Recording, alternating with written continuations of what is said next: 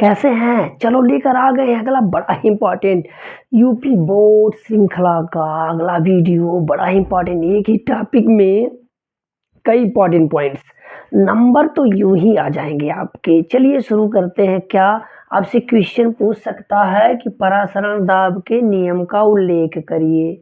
आपसे पूछ दे सम परासारी, अत परासारी, न्यून परासारी, विलयन से आप क्या समझते हैं? परासरण दाब के नियम का उल्लेख करिए और क्या करिए, वन टॉप समीकरण लिखिए। बहुत से ऐसे टॉपिक बन जाएंगे, इसमें कई टॉपिक बनेंगे। तो चलो शुरू करते हैं। परासरण दाब के नियम, तो पहले हम लोग समझते हैं परासरण क्या होता है। तो ध्यान से सुनना, ध्यान से सुनो। दो विलयन ले लो, एक तनु ले लो, दूसरा क्या शांत, गाढ़ा और क्या हल्का। यहाँ लगा दो अर्ध पारगम झिल्ली, इसे एसपीएम कहते हैं, सेमी परमेबल मेम्ब्रेन, अर्ध पारगम झिल्ली। अब इधर भी विलायक है, इधर भी विलायक है।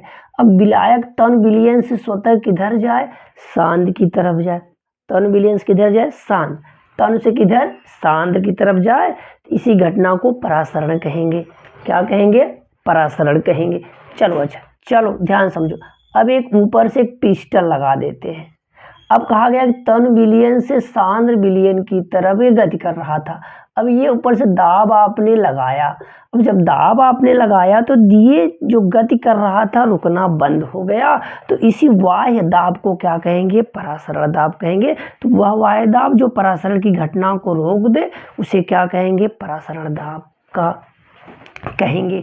अब इसी पे आ गए कौन, वान ठाप साहब 1887 के अनुसार।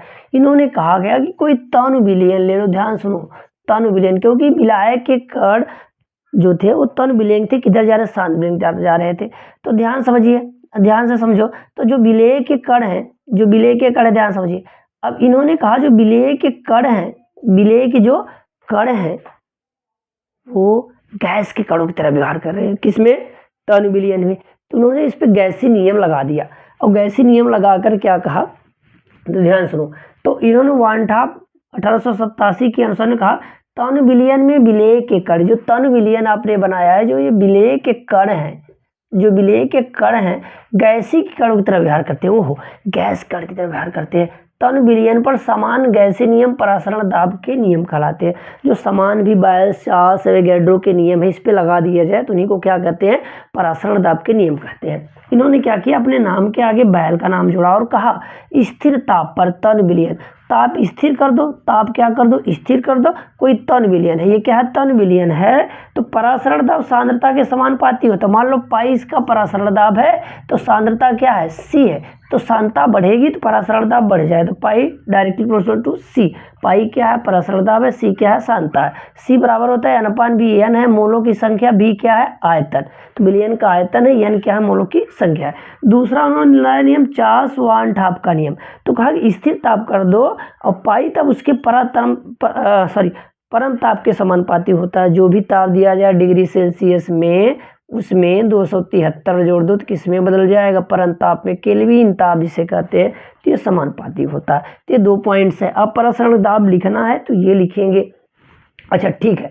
अब क्या आ गया, वान ठाप समीकरण। कौन सा समीकरण, वान ठाप समीकरण। अब इन दोनों नियमों को जोड़ दो। देखो पहला क्या था, pi directly proportional to C at constant T.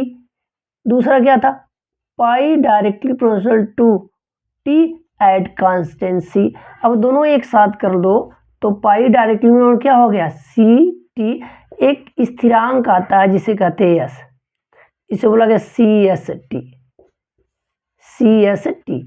अब ये यस क्या है, यस क्या है, विलयन स्थिरांक है। इसका मान वही होता है जो गैस स्थिरांक आर का होता है। तो यस बराबर किसके आ जाएगा, आर के बराबर आ जाएगा, आर के बराबर आ जाएगा। अब देखो ध्यान से, सी बराबर क्या होता है, सी बराबर होता है मोलों की संख्या बटे आयतन लीटर में। तो पाई बराबर क्या हो जाएगा, n/v एस टी। पाई भी इधर लाओ, पाई भी बराबर n एस टी। यही क्या है, वान ठाप समीकरण, वान ठाप समीकरण है ये। अब n बराबर होता है विलेय के भार बटे अणु भार, तो लिख सकते हैं पाई भी W by M S T. तो परासरण दाब के अनुसार वान हाफ समीकरण है, यहाँ से हम लोग वान हाफ समीकरण से परासरण दाब की गणना कर सकते हैं। ये भी बड़ा इंपॉर्टेंट पॉइंट रहा। अगला देखो समपरासारी, अतिपरासारी और न्यून परासारी विलयन। तो पहले चलते हैं समपरासारी। मान लो विलयन ए लिया और विलयन बी लिया और दोनों का परासरण दाब बराबर हो जाए। दोनों का परासरण दाब क्या हो जाए? बराबर हो जाए। परासरण दाब क्या हो जाए? बराबर हो जाए, इसे कहेंगे समपरासारी विलयन। अब ध्यान समझो, मान लो ए है, जैसे हम चलते हैं,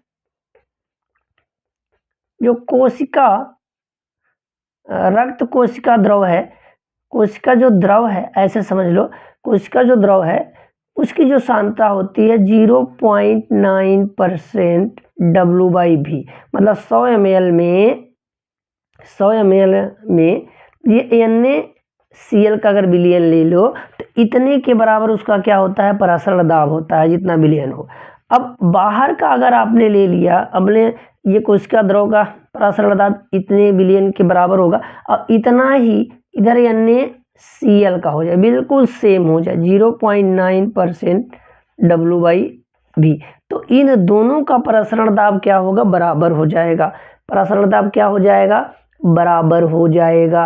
अब ध्यान से आप समझिए, ध्यान से आप समझो, जो ब्लड सेल हैं, अब उस ब्लड सेल का कोशिका द्रव जो हो जाए, ध्यान सुनो, अब ब्लड सेल का जो कोशिका द्रव हो जाए और कहें कि उसका, ध्यान समझिए, उसका जो कंसंट्रेशन है 0.9 W/V, सॉरी 0.9% W/V NaCl से कम क्या हो जाए? कम हो जाए, और किसी का 0.9% W/V NaCl के क्या हो जाए?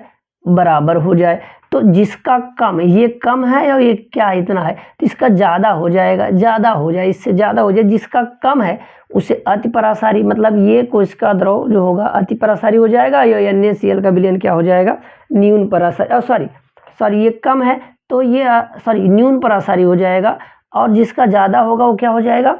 अतिपरासारी। मतलब ये वाला जो है, ये वाला है ये अतिपरासारी, और ये वाला क्या हो जाएगा? न्यून परासारी। कहने से मतलब ये है कि जिसका परासरण दाब ज़्यादा वो अतिपरासारी, जिसका परासरण दाब कम वो न्यून परासारी। बराबर हो जाए तो क्या हो जाएगा? बराबर हो जाए तो क्या हो जाएगा?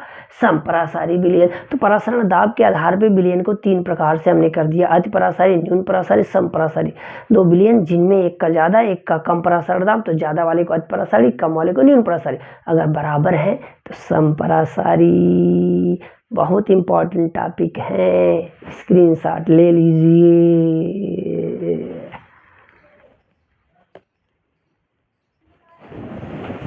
चलिए, आपने स्क्रीनशॉट ले लिया है ना, कुछ पॉइंट्स और बता देते हैं। जो ब्लड है, जो ब्लड कोशिका है, जो उसका द्रव है, उसका परासरण दाब इतने के बराबर है, और बाहर भी NaCl का इतने ही का ही कि आपने विलयन या 0.9% W/V, मतलब 0.9 ग्राम हो 100 ml में का विलयन बना है। अब दोनों का परासरण दाब बराबर है तो कोई इधर उधर गति नहीं होगी, वो ऐसे ही सेल बनी रहेंगी। तो ये समपरासारी में आ जाते हैं। अब जैसे आपने क्या कहा, ध्यान सुनो, अब ये 0.9 W NaCl से कम है, अगर इससे कम का कर देंगे विलयन, बाहर का कम कर देंगे, और वो ब्लड सेल का ज़्यादा है, और इधर आप देखते हैं क्या है, ये ज़्यादा है और ये क्या है? कम है, तो 2 स्थितियाँ निकल जाती है। तो अलग परासरण दाब से अलग तरीके की गति होने लगती है। फिलहाल ये सब हम डिटेल पढ़ेंगे जब न्यूमेरिकल इस पे बताएंगे परासरण दाब पे आधारित, तो वहाँ इसका डिटेल आएगा, न्यूमेरिकल आएगा। अणुसंघ गुण धर्म जो आते हैं, तो परासरण दाब क्या है? एक अणुसंघ गुण धर्म है। तो समपरासारी, अतिपरासारी और न्यून परासारी में क्या होंगे? ये कैसे होंगे? अणुसंख्य गुण धर्मों के आधार पर होंगे, अर्थात इनके जो परासरण दाब है वो विलेय के कणों की संख्या पर निर्भर करेंगे। शेयर कर दो दोस्तों में, शेयर कर दो।